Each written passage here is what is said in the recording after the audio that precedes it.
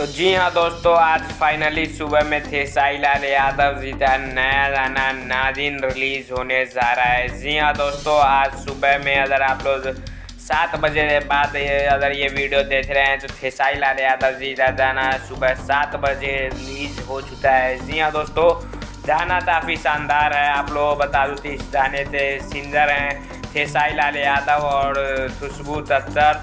और आप लोग बता दूँ कि इस गाने तो खेसारी लाल यादव जी ने लिखे हैं अर्जुन जी ने। जी हाँ दोस्तों, अर्जुन जी ने इस गाने को लिखा है, आर्या शर्मा जी ने म्यूजिक दिया है। नागिन गाने का नाम है। टीजर और मोशन पोस्टर इसका दोनों ही ट्रेंडिंग में चल रहा है और गाना आएगा तो गाना भी ट्रेंडिंग में जाएगा। क्योंकि इसका मोशन पोस्टर टीजर ट्रेंडिंग में और गाना ट्रेंडिंग में ना जाए ऐसा हो ही नहीं सकता है। तो तीनों चीज़ इसका एक साथ ट्रेंड करेगा तो हम फिर से वीडियो लाएंगे। और आज सुबह 7 बजे जाइए सारेगामा हम भोजपुरी पर और सुनिए नागिन गाना। बहुत ही अलग लेवल का ये गाना है। नागिन धुन आप लोगों को इस गाने में सुनने को मिलेगा म्यूजिक में और बहुत ही शानदार गाना है। तो जाइए सुनिए सारेगामा हम भोजपुरी पर। जय हिंद।